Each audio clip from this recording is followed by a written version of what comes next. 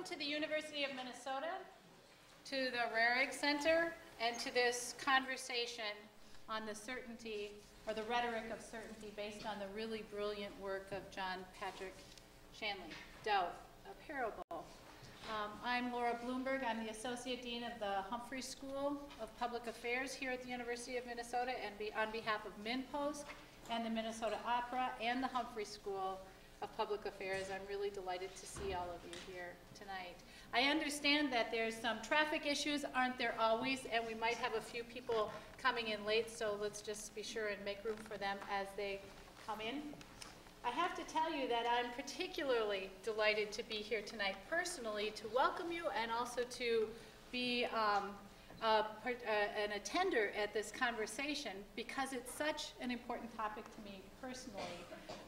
As a relatively new Associate Dean at the Humphrey School and as a faculty member who teaches classes on leadership to address difficult problems, the question of certainty, or more importantly, the issue of uncertainty, is so central to the work that I do.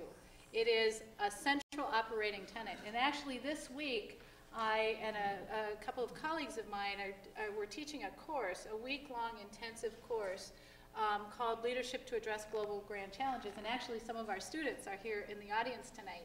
And one of the things we talk about is that the real leadership in the world that's really going to move the dial on some of our biggest, most challenging and threatening issues in the world are the kinds of leaders that are willing to stand in the midst of doubt, in the confusion and the uncertainty and the vulnerability of not knowing for sure what the exact right answer is.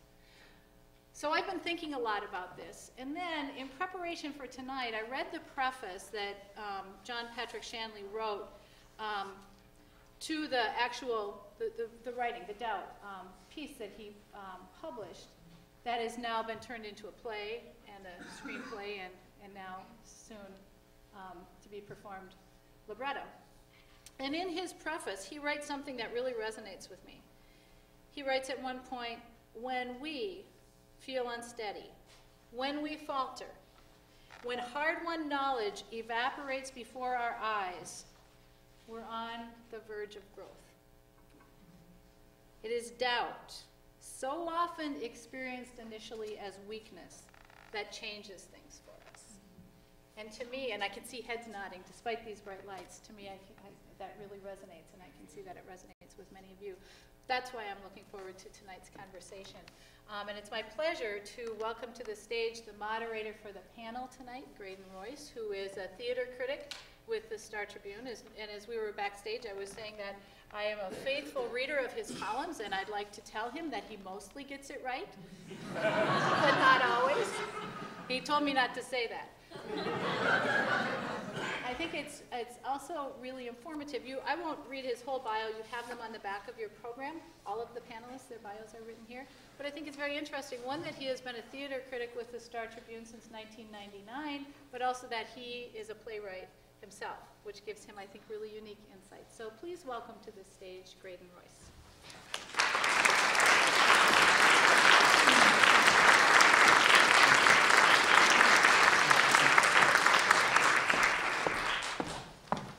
Thank you, Dean Bloomberg. That's kinder than I thought you were going to be. Thank you also to the University of Minnesota Humphrey School of Public Affairs and the Minnesota Opera for presenting tonight's conversation on the rhetoric of certainty. This is the 7th public conversation created through the partnership between the Humphrey School and the Opera with the intention to connect contemporary issues in public affairs to the art of opera.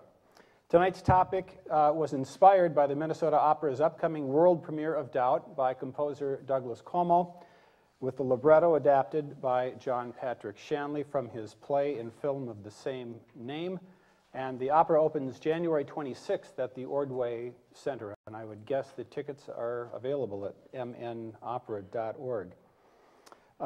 Doubt is the second commission of the Minnesota Opera's New Work Initiative, a groundbreaking multi-year program designed to infuse the art form with new creations and also with revivals of contemporary American works. The first commission, last season's sold-out premiere of Silent Night earned its composer, Kevin Putz, the 2012 Pulitzer Prize in Music. Now, Doubt has a pedigree that is similarly lofty. Mr. Shanley won the Pulitzer Prize for Drama and the Tony Award for Best Drama for his stage play in 2005. The 2008 film adaptation, which he directed, earned Oscar nominations for Mr. Shanley's screenplay and for actors Meryl Streep, Philip Seymour Hoffman, Amy Adams, and Viola Davis. Mr. Shanley's story revolves around 4 people in 1964 in the Bronx. A nun who is a principal of a parochial school suspects that the parish priest has has engaged in impropriety with a student. She has no evidence, but her own sense of certainty. Caught in the drama are the boy's mother and a young nun who desperately wants to believe the best about everyone. In response to a production of the play last year at Park Square Theater in St. Paul, one critic wrote, "In John Patrick Shanley's Doubt, a priest's culpability with a young boy is sometimes regarded as a criminal case demanding a solution.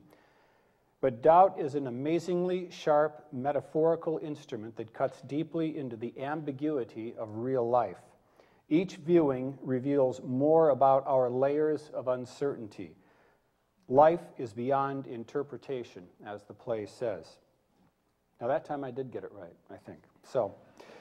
But that tension between certainty and doubt undergirds the drama of the play, the film, and, with luck, the opera that's coming up. And Mr. Shanley has spoken frequently about the dependency our culture has developed surrounding the perceptions of certainty.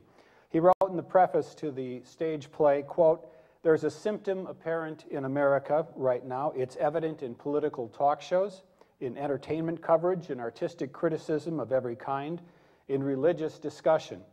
We're living in a culture of extreme advocacy, of confrontation, of judgment, and of verdict." So tonight we want to discuss the themes evident in Mr. Shanley's statements, and of course, who better to speak to this than John Patrick Shanley, the playwright, screenwriter, film director. Doubt is Mr. Shanley's first foray into opera after all his success on stage and in film. So please welcome to the stage John Patrick Shanley.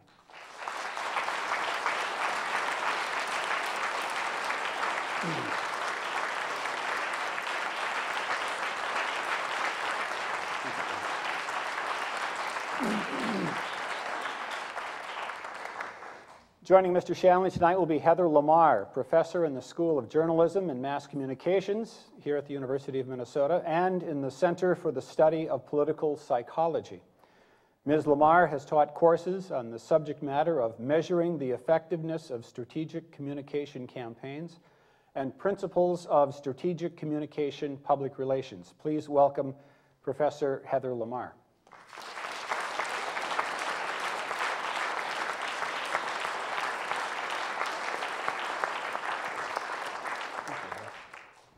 And also joining us is Joel Kramer, founder, CEO, publisher, and editor-in-chief of MinPost.com, a nonprofit website dedicated to high-quality journalism.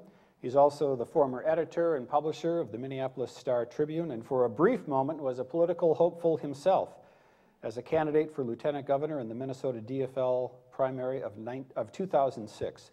So please welcome Joel Kramer.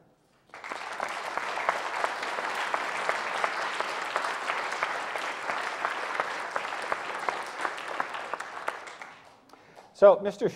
Shanley, you wrote in that preface that I just mentioned and that Dean Bloomberg also mentioned that in America today, communication has become a contest of wills.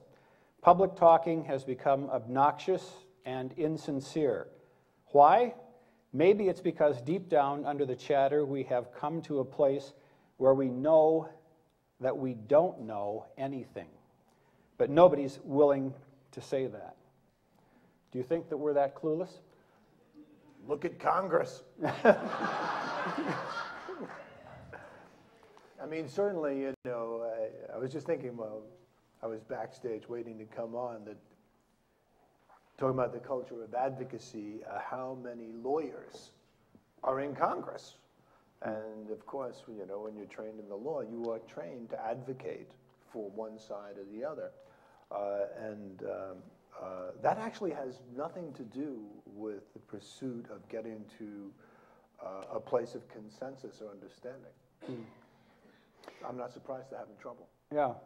Now, you've said that among the triggers for writing Doubt, the stage play originally, was this the sense of certainty in the political discourse that was running up to the Iraq War in the early part of this century, especially about the alleged presence of weapons of mass destruction in Saddam Hussein's arsenal.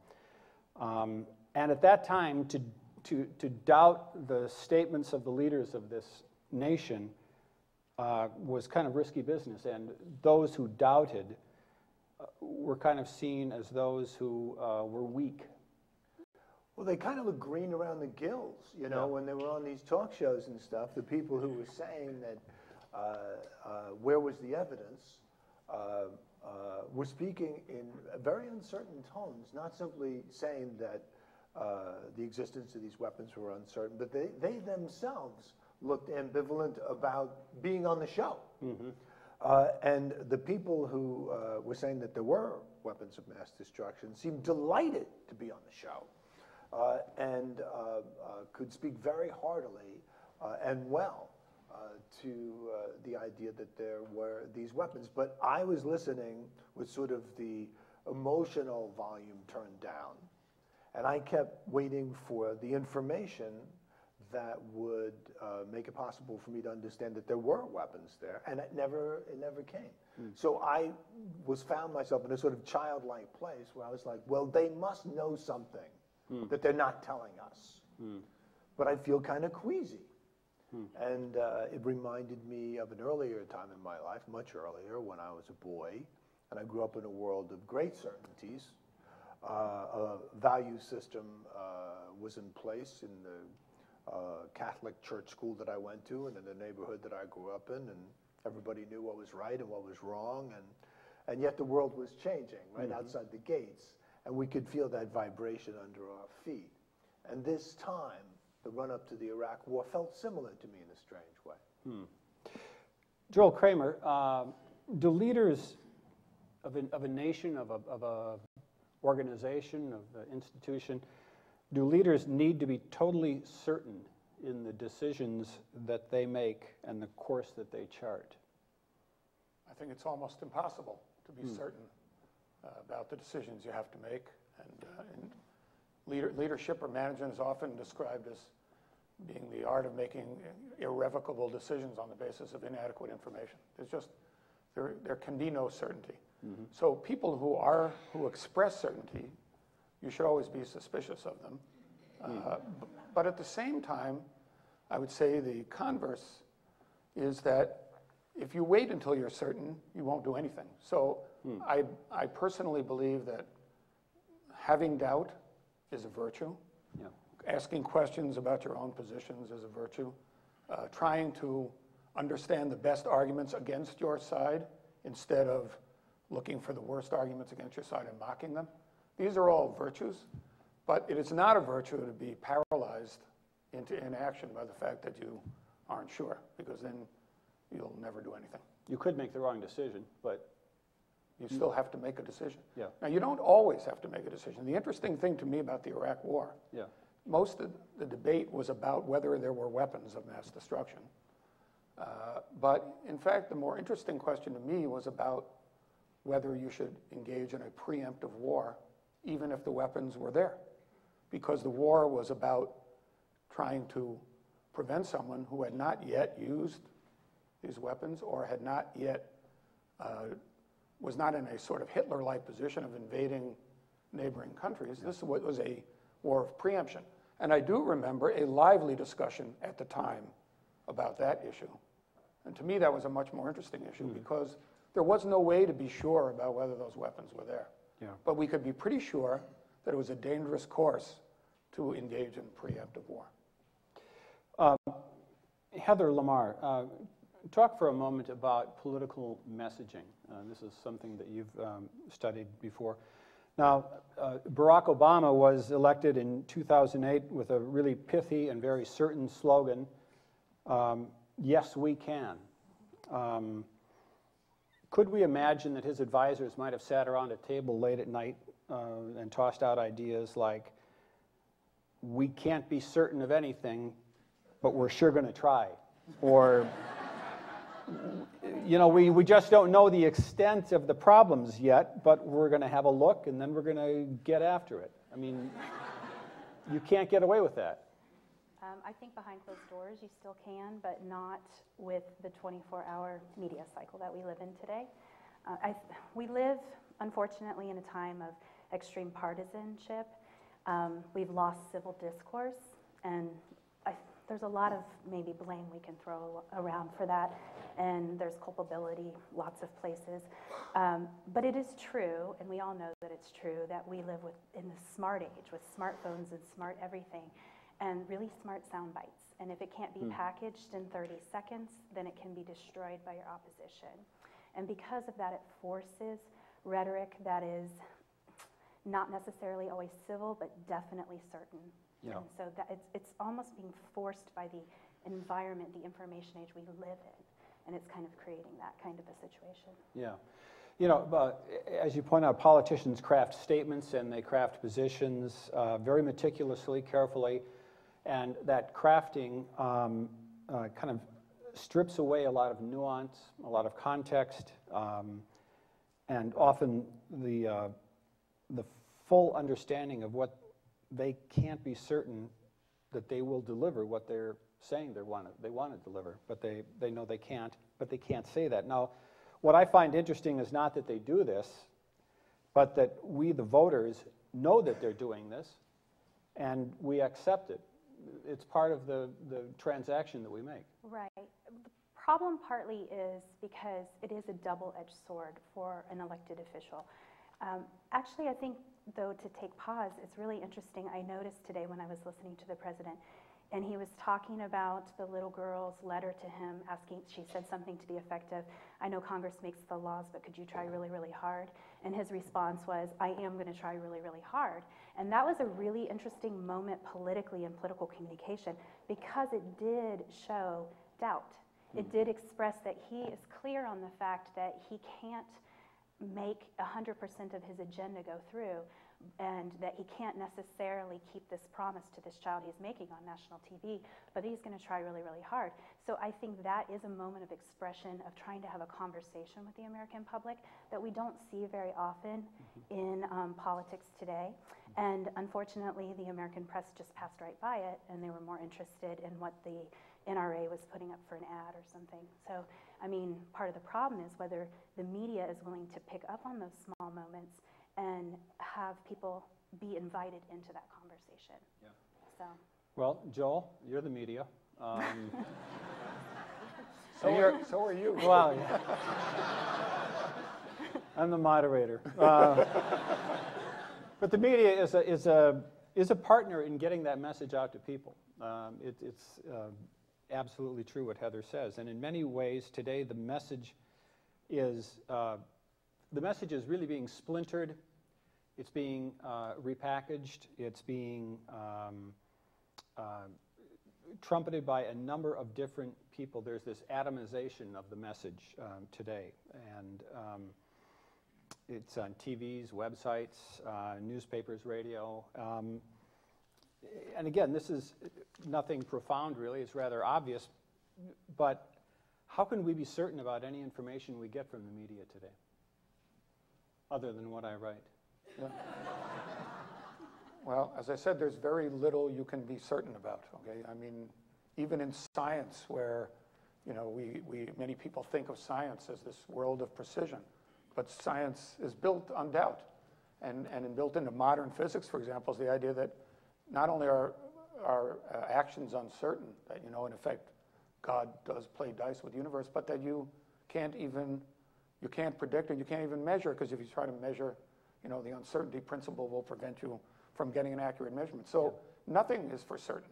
And no reader should start with the presumption that they're going to get the truth from any journalist, because there is no single truth. One of the biggest problems to me is not so much atomization per se, but it's about the tendency of people to go to these sources of information that reinforce what they already believe. But you'll see, I'm subtly turning it around. People like to blame the media. Most often, I blame the customer. And I remember Tim McGuire, who was once your boss and worked for me, managing editor, he used to say he would listen to complaints all the time from readers alleging bias by the newspaper. And the newspaper was sometimes biased. We're all human beings, and there were biases. But often he would hear complaints, for example, about coverage of Israel and Palestine, where both sides were accusing us of bias at the same time. And Tim's view that he came to from listening to this over years and years is there is a certain amount of media bias, but there is far more reader bias.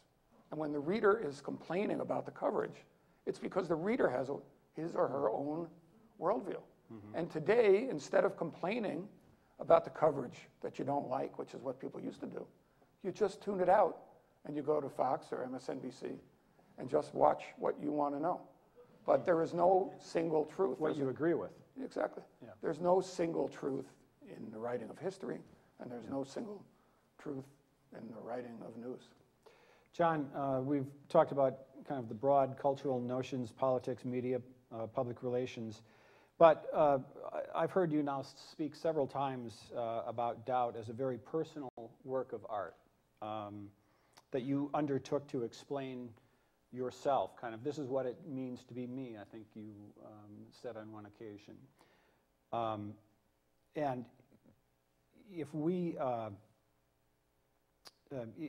look at these great rocks of society as things that we push uphill every day with increasing futility, then perhaps the personal message that you have spoken about, explaining yourself, trying to find out if other people feel the same way that you feel, maybe that's more meaningful. Certainly we would hope so, that you're trying to connect with people on a personal level.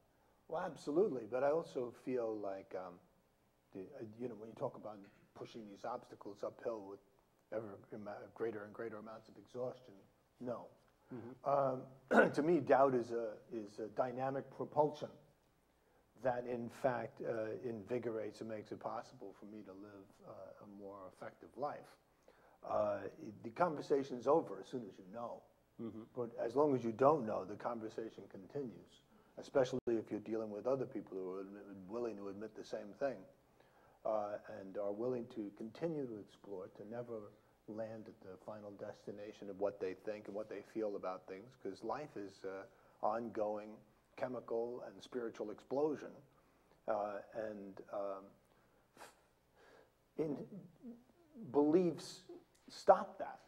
They artificially freeze it, basically because it's too overwhelming to be alive. And that's why, if you agree with Fox and you sit there and watch Fox, it feels good. It's sort of like smoking, Yeah. To go back a little bit to the media, because I would say one thing about journalists is that journalists have gotten a little lazy, and that the publicists and advertising people that various advocacy groups have hired to coin phrases and coin concepts and package ideas, it's easier to write down that a group is pro-life than to coin your own phrase for what that is. But it was an ad guy came up with that. Yeah. Right to life, pro-choice. These were not started by journalists, but journalists type them every day. Right. And I find it a little lazy. Well. I think that's a valid point. Thanks. Stabbing me in the back there. Two. Yeah, I know. That's what I mean. I was looking to him for comfort, and he gave me nothing.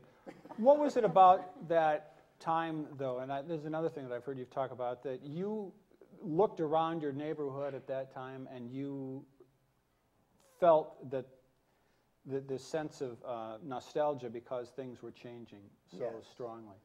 Can you talk a little bit about that? It was a sea change. This is 1964 when this particular story was set. And, places like the Bronx are a bit of a backwater. And so they're not the cutting edge of what was happening, let's say, in Greenwich Village at the same time. So they basically were trying to hold on to the 50s in terms of a value system. Father knows best, stuff like that. But in fact, everything was changing. The music was changing, sexuality was changing. And within a couple of years, all of these nuns are no longer going to be wearing habits. The Second Ecumenical Council was right at that time changing a lot of what was what Catholicism was. And Catholicism was just what I happened to be raised on as the verity, or the verities of life. But that was happening all over the country in many different ways. And I think a lot about, not so much then, you know, I wrote about that, I got it off my chest. I think about now, and I think of like, what is it now? What's now that's dead and we don't even realize it yet? We're still walking around thinking, oh, that's the way it's always going to be, and it's already over. And we just haven't quite woken up to that yet. I mean, definitely, we are not in a state of stasis.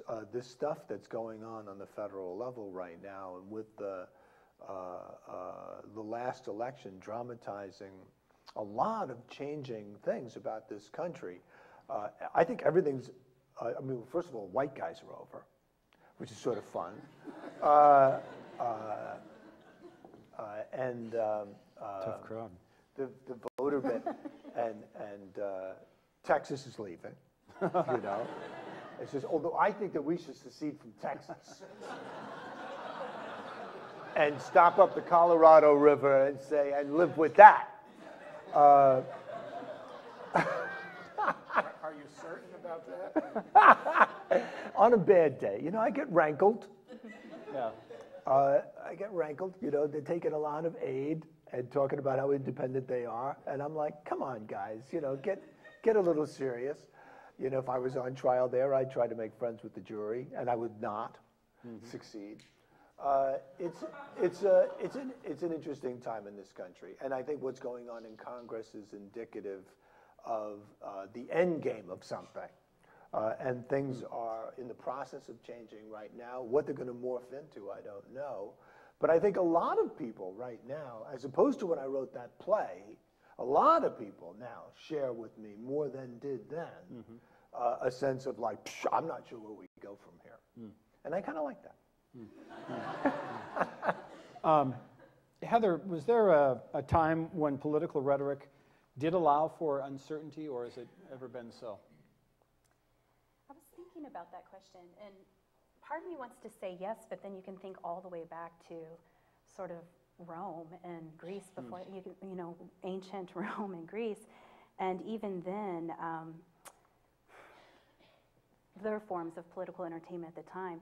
People were arrested and imprisoned for even doing that kind of satire and parody back then. Yeah. So if I think about it in those terms, the answer would have to be no, it's never really been okay. It's always been a threat to the empowered. However, it's also been a weapon of the people. The masses use it. They use conversation and doubt in the public arena to raise questions that are difficult. And it's been a tool that's used especially through entertainment over the years. And so in that sense, it's always been there, but it's always been a threat. And so the elites have pushed back against it. And I think that's probably the best way to think about it. Yeah. Okay, so this is about an opera, right? Doubt. And we're sitting up here talking a lot, and we haven't had any musical accompaniment to what we've been saying. But we would like you to be the first public audience to sample Doubt, the opera. This is before the world premiere, so this is a real treat. And John, we want to use part of your new work with Doug Cuomo's music to illustrate how doubt and uncertainty can be expressed in the nonverbal music, nonverbal language of music. So tell us a little bit about this excerpt that we're about to see from the opera. And we will bring out to the stage the soprano, Karen Wolverton, the baritone Matthew Opitz, and the pianist Sheldon Miller.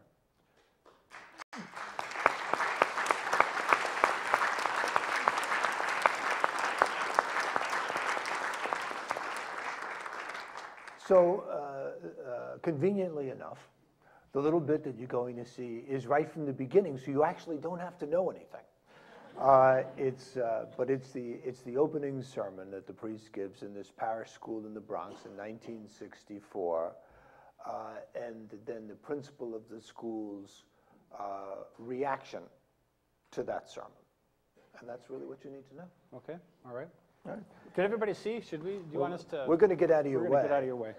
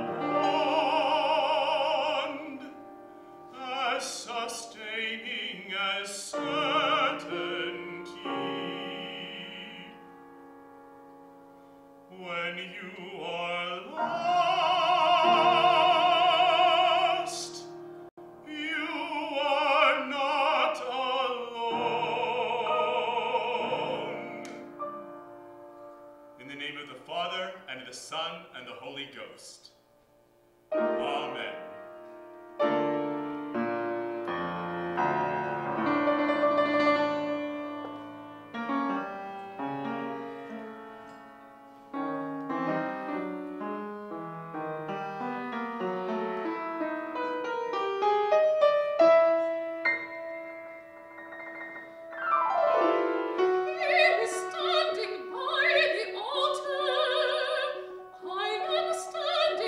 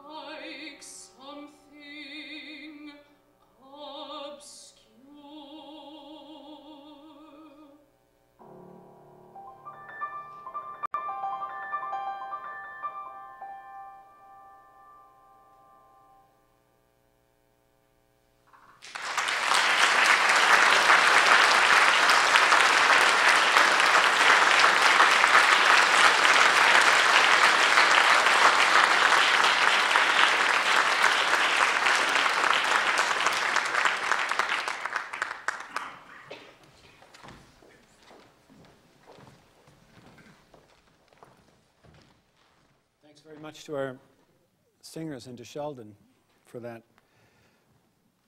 short excerpt. John, you chose to tell this story within a religious context. Was that simply because that's where you grew up, and if you would have gone to school in a public school, it would have dealt with a different milieu, or was this was the presence of a faith community, did that play a significant role in how this certainly, you know, came that out? it was a faith-based community did play a significant part of my choosing to do that. But it is my childhood, and I think I started out by wanting to write something about those nuns, because I'd never seen those bonnets that those particular nuns wore in any movie or play, and I thought I should, you know, nobody knows about those bonnets. And that's the, you know, idiotic place that playwrights often start from. Okay. And then gradually you hope that you sink deeper and deeper into the material and finally touch down to something that has substance. Yeah, okay. You also chose 1964, which really, I think, turned out to be one of the seismic years of the last half century of the 20th, last half of the 20th century. And it ushered ushered in an era when there was a great deal of widespread skepticism, doubt, mistrust of authority. The 60s, particularly the late 60s, were all about that. And don't trust anyone under 30, which would put us... Over 30. Don't, yeah. Today... You slipped it. This is... We flipped it today. But it was, don't trust anybody over 30. There was great skepticism and great resistance to authority in that period of time. Well, you know, World War II was one of the great periods of bowing to authority in this country, where, you know, people were patriotic and signed on for the war, and took part in a gigantic effort, and were victorious and came home and wanted peace and stability and worked very hard to get it. And then the 60s started. Yeah. And their kids, who hadn't been through the war, didn't see why they had such reverence for authority. And at the same time, they were experiencing increased prosperity, and they were being asked to, and the draft was going to start soon, where you were supposed to go because they told you to go. Yeah. And yet the kids had all gone to college and, you know, been taught to question everything. Mm-hmm. So, you know, the pendulum swings constantly. And we have periods, I think, where we all sort of draw together, and then where we all burst apart, and then the mob comes together in some new configuration. And the early 60s were a time when everybody began to question if we were in it together, if we all were in it together, and there was a divide by age that became apparent. Yeah, it seemed like there was a real fault line in that year. Now, another year that was similar in terms of the high stakes and kind of the questions of certainty in political rhetoric and doubt certainly was 2001 and the political discourse after 9/11, and it was almost the reverse, it seems, of 1964.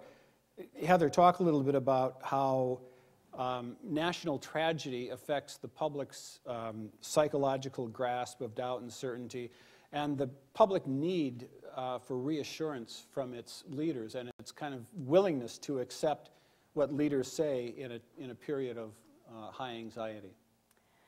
Well, crisis communication has studied this for, I don't know, decades now. And they call that a focusing event. And when we have a national focusing event, whether it's the assassination of a president or an attack on our soil, like we saw with 9/11, it's a psychological trauma that basically creates like a cohort effect. Everyone feels it together. And it is such an intense emotional pulse on the nation at once that that people need to understand it. And it's almost sort of like this, you called it coming together, I would call it rallying to the flag. But it is sort of this patriotic moment. One thing that we have in common is being American. And so in that moment when we can't find clarity, what we can do is we can all join together as being American. You saw that in New York City very, very clearly. Right. And then you saw young people all across the country who probably never thought of even joining the military, go join the military.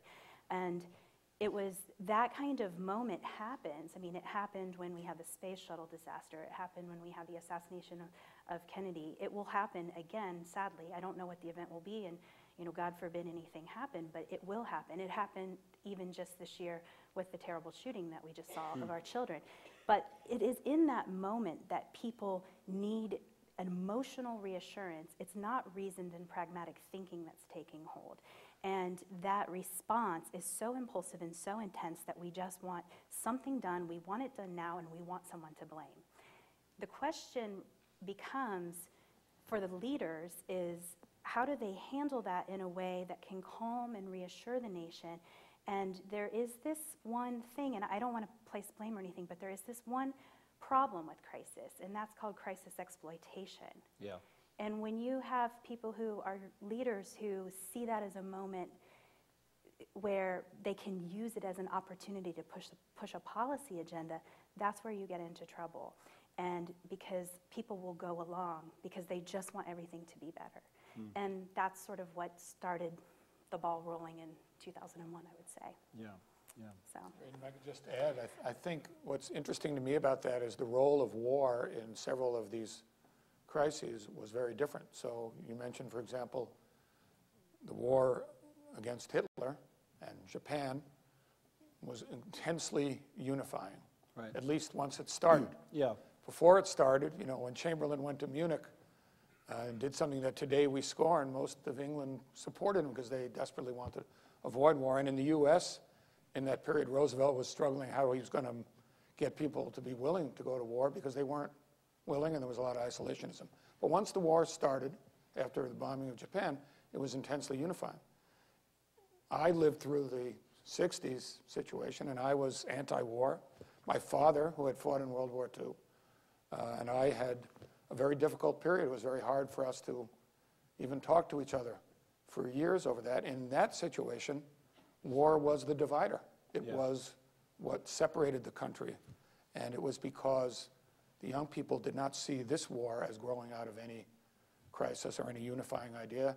And it forced them to challenge authority because they didn't believe in it. And then in 9/11, what the president and his people did, which I thought was clever in a way, although I don't think it was valid, was they cloaked the language of the response to the terror as a war. And remember, there was plenty of debate about that. And even in this unifying time, there were plenty of liberals arguing, well, you can't have a war on terror. Just as you can't have a war on drugs because a war has to be against an enemy, and terror is not an enemy. But the language of war united people after 9/11. We were going to unite to go to war against terror. Yeah. Heather, talk a little bit about the Catholic Church also went through this crisis. John talked about it in with the Ecumenical Council in the early 60s. In the early 2000s, it went through another crisis, which was not quite as savory as the ecumenical crisis, but one also with the priests and the sex abuse scandal, which had the effect of eroding trust and eroding confidence in the church as a source of constancy and a source of certainty. Right.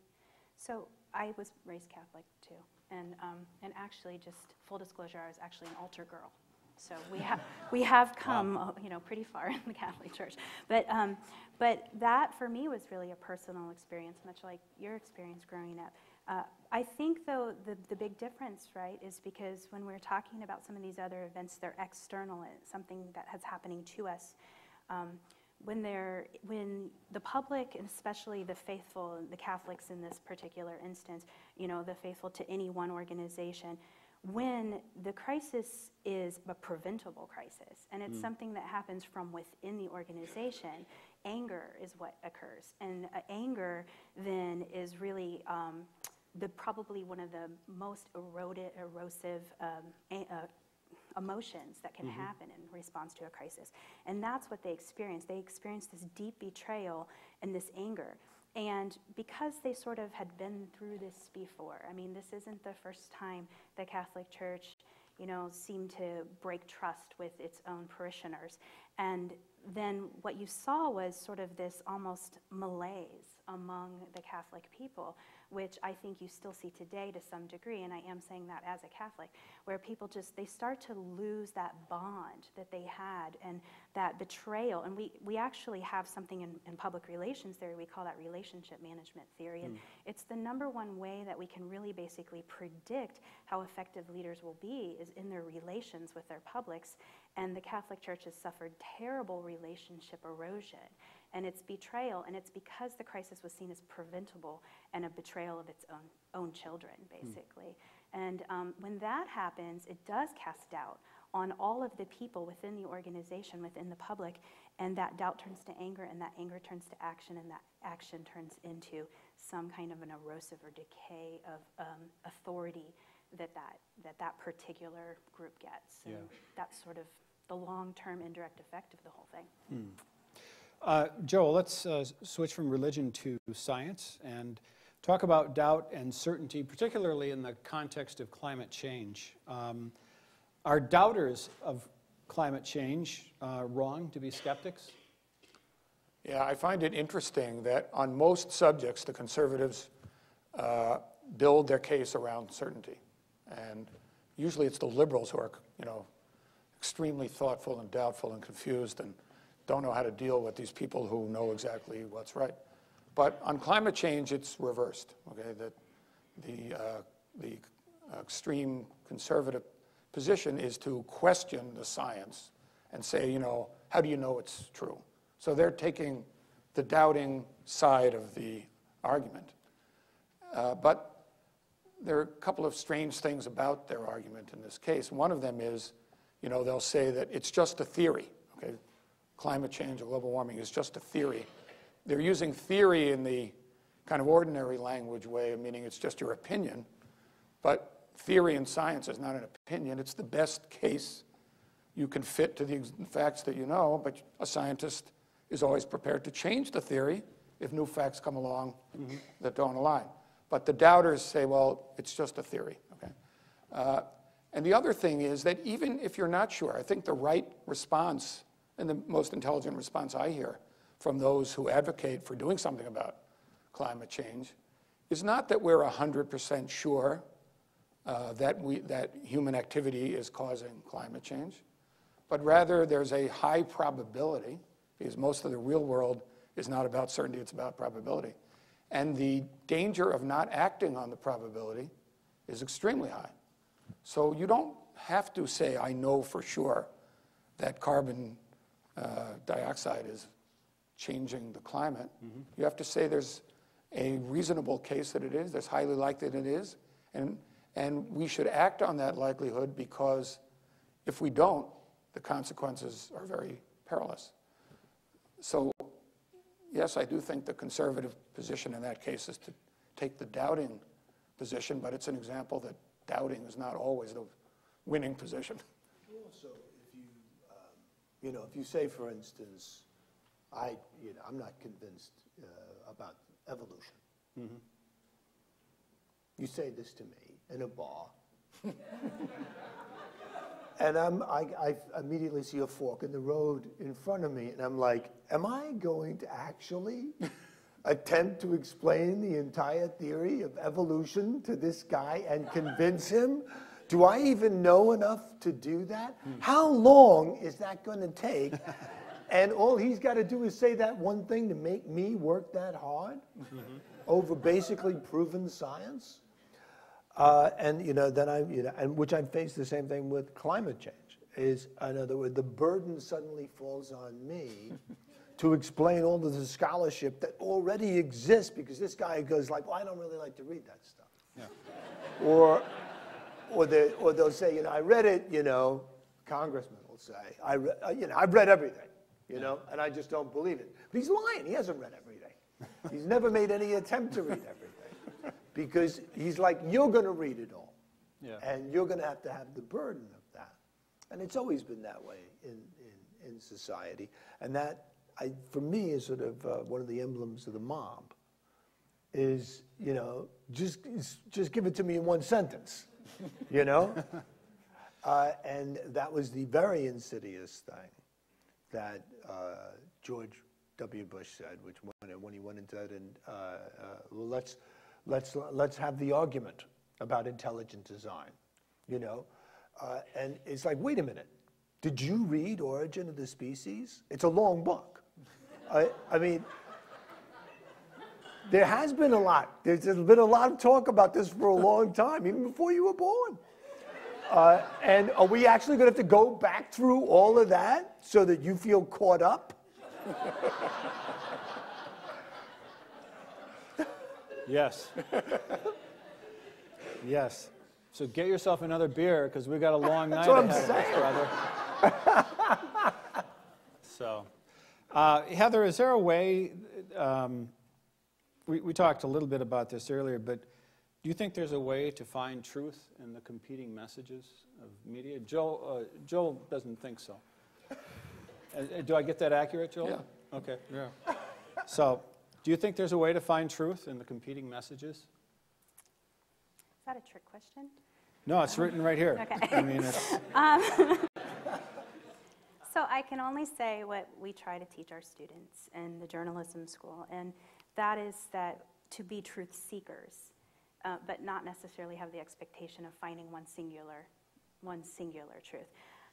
We do live, you spoke earlier about selective exposure. Some people call it a filter bubble. Some people call it media selectivity. Other people just like to call it media bias. But there's all kinds of names that we've come up for this. But the reality is, in the age of information overload, I mean, MIT put out this amazing statistic that today on the internet, in one single day, more information is produced on our internet than if you took all the information from the printing press all the way up through today, combine it, one day on the internet has as much information added. I mean, that's an amazing statistic when you think about that. And so how could you sort through all of that information?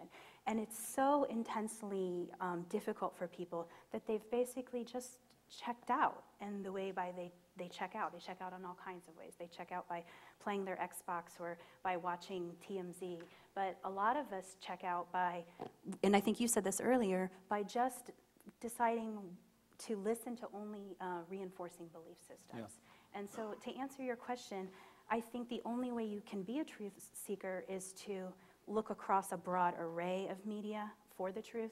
But no, I don't actually think we're going to get to a singularity in truth anymore, not in today's media. Okay.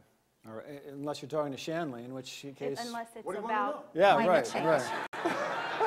Except for climate change, okay, and evolution. And he'd tell you, no, there's way too much to read. I can't read all that. I'm not going to read. But I think what's really interesting is what they were saying about climate change and what you were saying about evolution. What's really interesting is that the people that you're speaking about, it's not that they're anti-science so much, and I know there's all this talk about them being anti-science.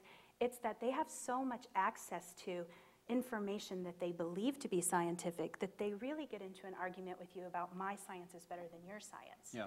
And they believe what they read. They truly do believe what they read usually. and so that's the question. Yeah. John, I want to ask you one last question, and that is, okay, so no one knows the truth. We can't handle the truth for that matter. But is there, you have talked about, and you talk about in the play, in the film, and now the opera, about this bond of doubt, that even if certainty is not attainable, that there is something to be found in this brotherhood or sisterhood of doubt. Can you unpack that for a few minutes? Well, in a way, I would think that, Doubt is my version of truth. You know, if I was going to use truth as a word, it would be a verb, because it's not an end result, it's not a goal, it's an ongoing activity, sort of attempting to get things right. Within myself as a playwright, I am composed of many parts, as are you all. Many dissenting opinions and points of view, impressions, emotional pockets, analytical side, all sorts of things. I attempt as an adult to integrate and bring to consensus these various parts. I try not to block out any of the parts of myself that I think are bad or wrong or stupid, but allow them to have their day.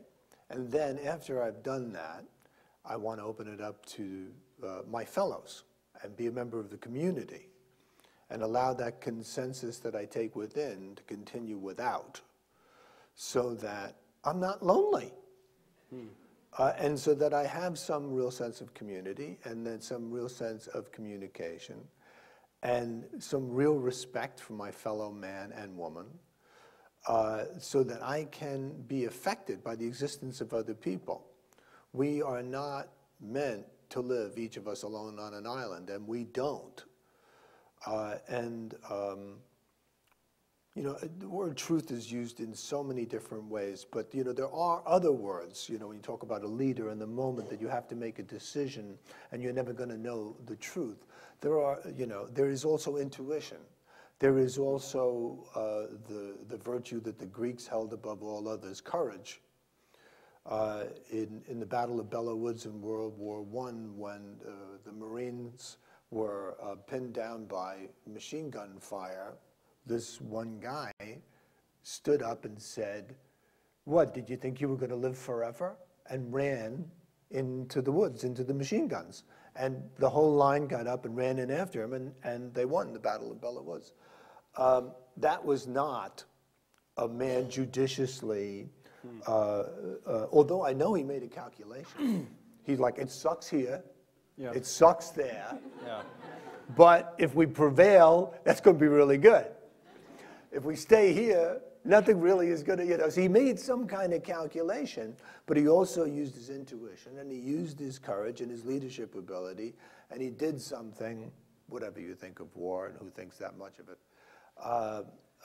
he did something effective that day, and you take it as a metaphor for things that we all do all the time, because we must act, and action is very important, and we want to take either reasonable steps or occasionally an intuitional leap. But we want to do it with the participation of our fellows and of all of our interior. Great. We want to open it up to the audience, and we have microphones in the 2 rows. And do we have a microphone upstairs? Is there anybody upstairs? I can't tell. No. Okay. Don't worry about it then. But if you have questions for our panelists, we would love to hear from you on anything that you've heard tonight or anything that you didn't hear tonight. And sometimes it's what's not in the newspaper that's more interesting than what is in the newspaper. Isn't that your line? Yeah, well, I said I read the newspaper You read? to see what isn't there. Yeah. Anything about Gerard Depardieu? Yeah.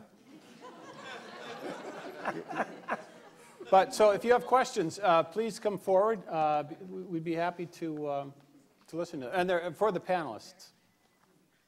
Hi, I'm Timothy. I've read the play and I've seen the movie, and I'm really looking forward to the premiere of the opera. One of the things that one of the most powerful scenes of many is when Cherry Jones, who played her, and then Viola Davis, those 2 characters, the head nun and then the boy's mother. I forget their Sister character. Aloysius and Mrs. Miller. Thank you very much. They have a confrontation. Yes. And it was, from my understanding, it's Aloysius is trying to get Mrs. Miller to support her cause in developing this critique of the priest and things like that. And Sister Aloysius is so certain that what she has to say to this mother, this African-American mother, will be convincing. And it's not in the ways that Aloysius, believes in, or is she surprised by that? And it's such a brilliant moment of interracial dialogue where one person's certainty crumbles in the light of something that she can't understand regarding the whole history of what it's like to be an African American, to have a son be in a private school at this time. I'm wondering if I really would like to have a conversation about interracial dialogue and discourse and civility in a time of uncertainty and certainty butting heads all over the place. And in that scene, it speaks so beautifully to the certainty we often bring and the confidence that sometimes gets brought to other cultures. I'm rambling, but is there some sort of comment or question embedded in there that gives you fodder? I think that when you bring somebody in who's in a specific role, let's say the mother of a child, then you have an idea in your head, you have an archetype in your head of what a mother is, and what she's going to feel about her child. And if, for instance, you're bringing the mother in to tell her that you believe that her child has been or is about to be molested by a priest, that you're pretty sure that the mother is going to have, she's going to be freaked out. But we're individuals, and we all forget that. So that when you actually talk to somebody you don't know, and you bring your assumption complex to that person about who they are, about what they believe, what they don't believe, sometimes in not as dramatic a way as in doubt, those assumptions turn out to be wrong. And it really takes a little while in interacting with another person to sort of get a sense of where they're coming from and who they are. And also, in the play, it's set in a very particular time where certain assumptions were much more likely to be true. But the world was changing, and this principal was faced with new realities that other people were already having to wrestle with, and now she was going to have to wrestle with them. So, and I wouldn't particularly put it, although it certainly is, as an interracial scene. It's a scene between two people who have had very different life experiences, who come up against each other, and one of them knows the other's assumption complex very well. The black woman knows where the principal's coming from, but the principal does not know this woman. This is the first time she's ever meeting a person like this. And that's always interesting for all of us. And ultimately for Sister Adler, which is quite stimulating. And she's quite surprised to find that in Mrs. Miller's hierarchy, that kindness ranks higher than possible misconduct in terms of virtues, or things to be concerned about, or things to be looked at.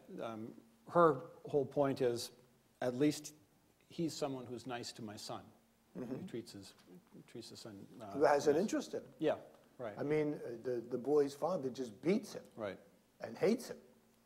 So a guy who's highly educated and has taken interest in him is already significantly better. Yeah, yeah. Any other questions?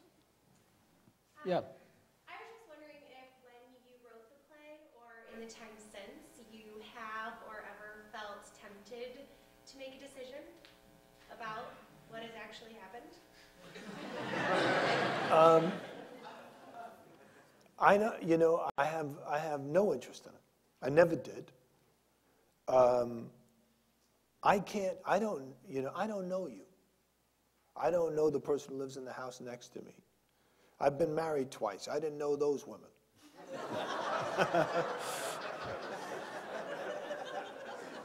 You can't know everything about another person's actions, another person's motives, another person's, if you want to use words like that, goodness. Some things are left to the gods, you know? Back in pagan times, there were the gods, and each of them represented an archetype, represented a quintessential ideal, a god of war, the goddess of love. And it was a wonderful psychic representation of all of the different parts of us. But we are not any one of these things in its purity. We can never be just. You know, the way that some of us think there's a deity or whatever, that justice exists. If justice exists, it does not exist in me.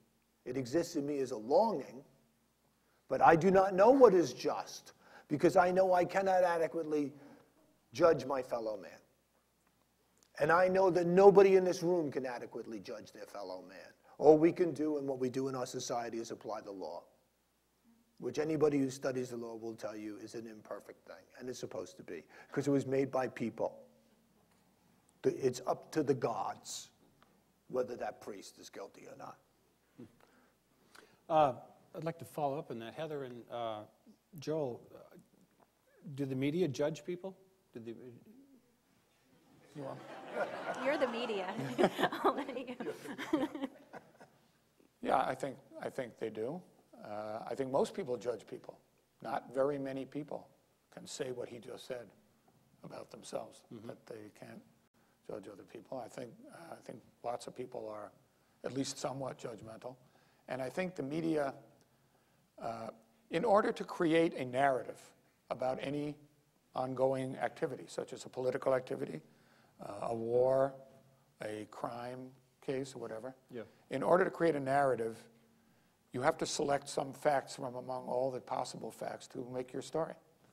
And that is what some people call bias, but there is no alternative, because no one can absorb all the potential facts, like how many particles of air were moving over here while this is happening. You said, well, that wasn't relevant. Well, you said it wasn't relevant. How do I know it wasn't relevant? So you are always selecting facts, and in selecting the facts to build a narrative, you're making judgments. And sometimes those judgments collect into a crystal clear judgment that what someone is doing seems good or what someone is doing seems bad. Okay. And the media do that all the time because they're telling stories. And their stories are not like the story you're describing. They're not a story of total ambiguity and total humility and total unwillingness to judge. Their stories in the real world where people do good things and they do bad things, and people who write about those things are making judgments. I'd be interested to know whether you could serve on a jury if somebody was thrown off 2 or 3 juries already. Because of what you just said, right? Yeah, no, I always just said, look, I cannot judge I don't feel confident to judge my fellow man. Yeah. And actually, I got very mad at me. And I'm like, what do you want me to do? Other questions from the audience? Go ahead. I was just thinking about the defining moments of the 20th century and how that sets up our own framework. So you were in the mid-60s in the Bronx. I was in New Jersey in the late 60s and early 70s, and I just had this perverse realization or revelation that maybe there was some silver lining about Nixon. Because at age 6, that was my first imprint moment when I turned to my mother and said, "Why is our president leaving?" And she said, "He lied." So I'm Gen X, right? So trust the media, trust the church. Don't, families that were getting divorced, and you don't believe the picket fence story either. But maybe there's a kind of, we got it over with when we were very young. We didn't have to wait to go off to college. So we started off with the already uncertainty about anything as it appears. And maybe that kind of set up a lifetime to live in the gray of uncertainty. And I don't mean it cynically, and I don't mean it apathetically at all, because I think there's kind of a glory in that. Doubt and uncertainty is a thing to wrestle with. It's a lot more hard work, and it's uncomfortable. But maybe there's a silver lining in Nixon. Oh, I think there's a silver lining. That's it? Go ahead, Heather. Did you want to, I'm sorry. No, go What ahead. is it? I think, I already said. The doubt is a propulsive and positive activity. I think one problem we have right now, and I'm Gen X as well, and so I feel you on the whole picket fence thing, and there is no Prince Charming and the whole deal. But one problem, though, that we have is that we're seeing, at least in research, that there's so much of conflict between those who are very certain and those who are very doubtful, that we don't have the coming together of the people like we used to. And so we keep moving further and further away. And what's interesting is a lot of people try to talk about this as Republicans and Democrats or liberals and conservatives. But what it really truly is, it is the certain and the uncertain, if you really think about it. Because both parties, to be honest, have the very, very certain few. And then the rest of us don't know what the heck is going on. And we're all just trying to figure it out together. And there's this, but what we're seeing in our research is unlike after Nixon or unlike even after, after any election of any president, people would come back together and they'd say, my guy didn't win, but I'm going to support the president. Well, we don't really even have that now. And so that is sort of one of the negative consequences of the situation. So. Right down here. Hello, can everyone hear me? There we go. Yes. I'd like to thank all the members of the panel for coming tonight. It's been a very stimulating discussion. Mr. Shanley, my question is really geared towards you as a writer. I'd like to go back to those audience filters. One of the questions I had when I saw the play, I've read it and seen it produced several times, is were you concerned or excited about the fact that it was coming out during the time of the information about the pre-scandals, about whether or not people were going to be going in with that filter and automatically kind of closing off to Father Flynn. I do want to report that the actor who played the role in the Park Square version here told me that on one occasion when he came out to give the first sermon, he was hissed at. He said, great, I've got 90 more minutes up here and they hate me already. So was that an delicious challenge for you, or were you concerned that audience members were going to close off right away to that? I wasn't concerned that audience members, I didn't really know anything. I wrote the play. I did a first reading of the play, improv, just with 10 people or something. And when it was over, my agent came over and he said, "It's good." And I said, was it? I said, I just felt tense through the whole thing, and I still feel tense. Is that good? I just feel tense. He says, "Yeah, that's good." I'm like, okay. And when I first started watching it with audiences, I noticed a couple of people starting to talk out loud during the play. And I thought, that's good. That woman is talking out loud, and she doesn't even know she's talking out loud. Because she was so, that guy, this guy, just emotionally in it, in the story of it. Stanley Kubrick said, he was from the Bronx too, a story that works is a miracle. And so, I write many stories, and many of them don't work. And so when I suddenly went, oh, the story is working. And that is more powerful than anything that a writer can say about it, or what it means, or anything else. The story itself, like a journalist, is choosing from the detritus of information a shape, and that particular narrative, for whatever reason, and it is mysterious, grabs a bunch of people, is just sort of a great thing, irrespective of nothing that I just said. One other thing that I was struck by is I think, when you're talking about that disunion in the country, all I keep thinking is that we are still fighting the Civil War. I just see that the waves coming from the Civil War are still washing up on the shore that we're in now. And, when I was a kid, the Daily News, I remember the Veterans Day paper, there were Civil War veterans marching when I was alive. That's how recent the Civil War is, because I'm not that old. That was irrespective. No. Yeah.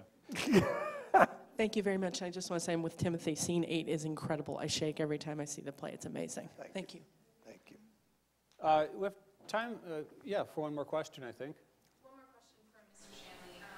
So obviously your play was extraordinarily well received and celebrated, and the film was as well. So my question is,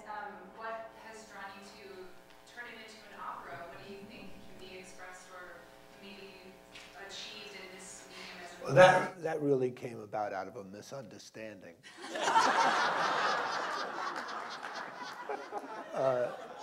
Doug Cuomo, the composer, contacted me and said that he wanted to turn it into an opera, and would I be willing to meet with him and talk about that?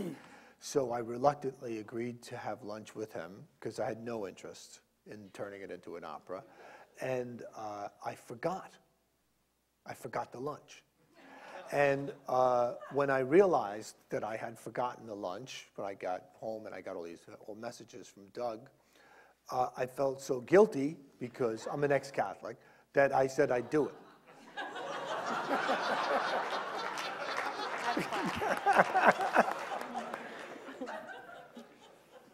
That's it? That's it. You find so many of my answers unsatisfying. No. Well, you don't know anything. You lost your, you couldn't do this. So, well, listen, we want to, we don't want to cut off the conversation. We want to right now thank our panelists tonight.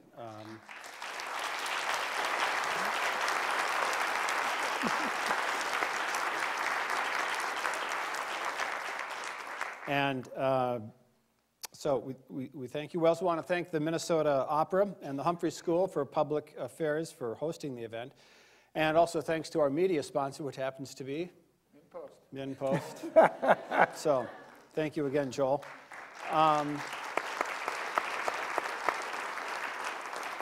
Also, thank you to the staff of the Rhetoric Center here for helping to make everything work so smoothly tonight.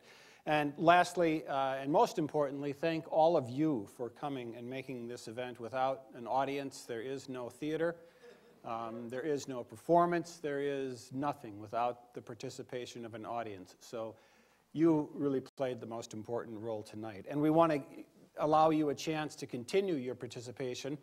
I was told to say that there is coffee and dessert somewhere. Yes, okay. Boy, is that... Talk about doubt, uncertainty. I'm not sure about that. Is it decaf? Do we know that? But please stay, and our panelists will be out having coffee and dessert, and ask the questions that you were too timid to ask in here in front of a full studio audience. And thank you again, and have a wonderful evening. And again, Doubt the Opera opens on January 26th for 5 performances by the Minnesota Opera Company at the Ordway Center in St. Paul. So please take the opportunity to see this extraordinary story. I guess that's it. So thank you very much. Have a wonderful evening, everybody. Nice job. Thank you.